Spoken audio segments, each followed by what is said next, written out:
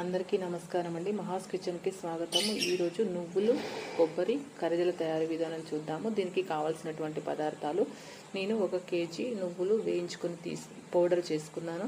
అదేవిధంగా 1/2 కేజీ కొబ్బరిని వేయించుకొని మిక్సీ పట్టుకున్నాను. అదేవిధంగా 1 కిలోన్నర గోధుమ పిండి తీసుకున్నాను. ఇందులో కొంచెం మనము ఇలాచీ పౌడర్ వేసుకుంటాము. అదేవిధంగా ఇందులో బెల్లం కూడా వేసుకుంటామండి. నేను ప్యాకెట్ పౌడర్ బెల్లం తీసుకుంటున్నాను. పతంజలి కిలోన్నర బెల్లం వేసుకుంటాం. ఇది చూడండి. ఇప్పుడు మనం వీటినన్నింటినీ కలుపుకుందాం. కిలో నువ్వుల పొడి వేయించి పెట్టుకున్నటువంటిది, 1/2 కిలో కొబ్బరి పొడి,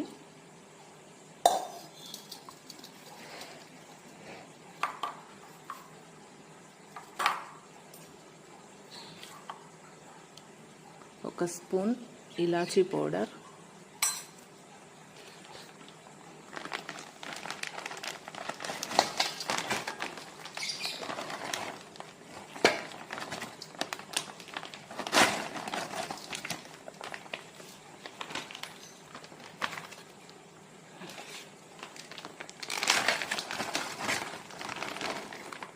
ఒక కేజీన్నర బెల్లం తీసుకున్నాను. ఒకవేళ చప్పగుంటే నేను అంటే ఎక్కువ స్వీట్ కావాలనుకుంటే 2 కేజీస్ తీసుకోవచ్చు.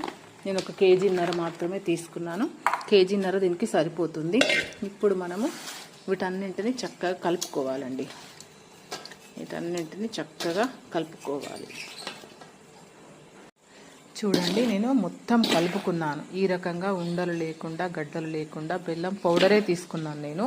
అయినప్పటికీ మంచి కలుపుకోవాలి. ఇది ఇప్పుడు నేను కిలో నువ్వులు, 1/2 కిలో కొబ్బరి, కిలోన్నర బెల్లం తీసుకున్నాను. ఇప్పుడు దీనిని మనము కరిజల్లో పెట్టుకోవడానికి మనకు ఈ యొక్క మెటీరియల్ మిశ్రమము తయారైందండి. ఇప్పుడు మనము కరిజలు చేసుకుందాం. చూడండి, ఇప్పుడు మనము కరిజలు ఏ రకంగా చేసుకుందామో చూపెడతాను.